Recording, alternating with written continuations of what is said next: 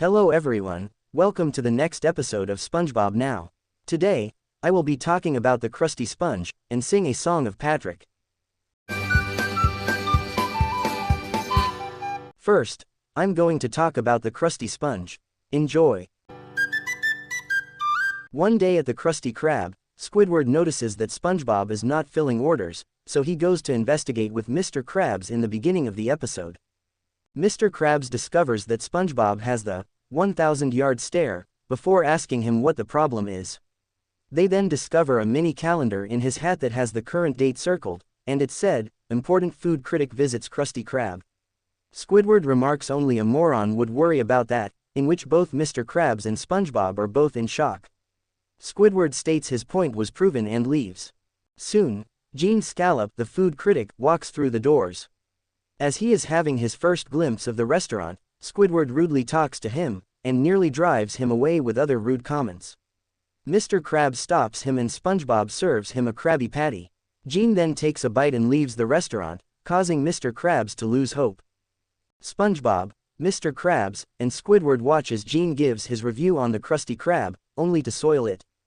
He says that the Krusty Krab smells like the rear end of a goat, and that you could find livelier help in a graveyard. The customers hear the review and begin to leave in displeasure. However, an excited Gene says that the Krusty Krab is a big success because of the Krabby Patty he had, and SpongeBob is no square when it comes to cooking, ending with a good review. The customers come back pleased and prepared to eat. With things okay, SpongeBob is relieved and goes to cook while Mr. Krabs gets a money-making idea. The next day, SpongeBob goes to work and sees a new sign at the Krusty Krab, reading, "The Krusty Sponge." He also sees a long line and Squidward in a SpongeBob costume as the restaurant's mascot. SpongeBob is oblivious to the costume and compliments him on his shoes, but Squidward immediately scares him off with a hiss. Tyler the fish asks Squidward for his autograph, but Squidward says no because he has no use of his arms, and he accidentally slaps Tyler, disappointing Mr. Krabs, especially when he wouldn't pay for an autograph. Mr. Krabs then assigns Squidward to cook while SpongeBob finds out that his new job is to run a train outside the Krusty Krab, which Mr. Krabs charges customers to ride. Mr. Krabs has Squidward cook and bathes in his money before Squidward tells him of a delivery man here to see him. It is shown he has continued to order more SpongeBob-related items such as drinking straws, coasters, bibs, ice cubes, and other things as Squidward questions if he is going too far. Mr. Krabs insists Squidward while showing clear signs of delusion, and later has Squidward, who has managed to cook, serve the new spongy patties, which are actually tainted Krabby Patties that look like SpongeBob since they couldn't fit in the fridge with the ice cubes. When Squidward questions him on serving rotten meat, Krabs at first seems to realize his point before he doubles the price for them. When SpongeBob is out of energy from driving the train, he stops pedaling, but his passengers do not care in the slightest at how obviously exhausted he is and believe that he is an impersonator of SpongeBob. They soon threaten to riot if not given a ride. Using this distraction, SpongeBob manages to slip away after putting his statue in his place. He enters the Krusty Krab and discovers Mr. Krabs had gotten all kinds of new products customized to look like SpongeBob. He also discovers that the new spongy patties are making people sick by turning them yellow with green spots resembling SpongeBob and giving them terrible stomach pains. SpongeBob gets Mr. Krabs to come out, and when he sees the customers, he thinks he is invaded by zombies who want to eat his money and tries to protect his fortune. However, SpongeBob stops him and explains they are actually his customers who ate the spongy patties. A customer eats his sick friend's patty and is disgusted. He confronts Mr. Krabs over it and the latter meekly explains it's a spongy patty before the customer gets sick as well. A distraught SpongeBob tells Mr. Krabs that he has poisoned all of his customers with the rotten patties. Mr. Krabs is shocked and guilty as he realizes what he has done. Before he can fix his mistake, he is immediately arrested by the angry customer who is actually a cop. In court, Mr. Krabs feels remorseful and guilty about his actions. The jury, headed by Gene Scallop, finds him guilty, and Mr. Krabs accepts the charges.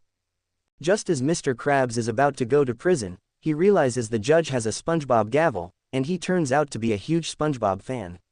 Mr. Krabs makes a deal with the judge that SpongeBob goes back to cooking while Squidward has to ride the judge around on the Krusty Sponge fun train for the rest of the day if Mr. Krabs does not want to go to prison. Squidward depressingly drives the judge around, and the Krusty Krab returns to normal, as the episode ends. Next, I'm going to talk about Sing a Song of Patrick. Enjoy! SpongeBob and Patrick are at Near Mint Comic Books, and Patrick sees an ad for a mail-in offer promising to adapt a poem into a song. Patrick has a flashback while he is trying to write his poem at SpongeBob's house. He remembers a time from when he was younger in which he recited the poem, "Roses are blue. Violets are red, I have to go to the bathroom." The gym teacher told him that he had told him repeatedly that it was gym class, so he had the class throw dodgeballs at him. Nonetheless, he has a plan to write his song fast so it would be a masterpiece and he would not get hit by dodgeballs again. Patrick takes SpongeBob's comic book money to enter $100 and submits an entry called, "I wrote this." The song does not make much sense, and it is so awful that even the paper smells terrible when he submits it and the band that plays it die after recording it. When the two listen to the song through a large loudspeaker, it turns out to be so bad that it melts down SpongeBob's house. SpongeBob, however, assures Patrick that it is the greatest song ever made, so he and Patrick try to get the song on the radio.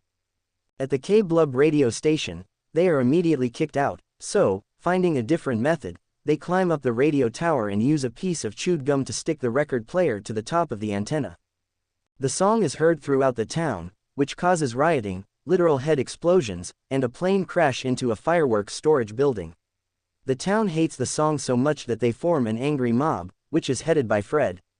They yell about how much they hate the song and run SpongeBob and Patrick down to the ground. While it looks like they are getting beat up, it turns out that SpongeBob and Patrick are making random noises with musical instruments and a chainsaw. Patrick said that was his new song called, "Arg," which the mob admits is not that bad, and is better than the first one Patrick made. Patrick starts to sing the song in front of everyone until his old gym teacher arrives, saying that Patrick never learned his lesson, which leads to the two getting humiliated as the angry crowd pelts them with dodgeballs as revenge for writing both Patrick's original poem and that awful song. Thanks for watching. Subscribe for more videos. Goodbye everyone.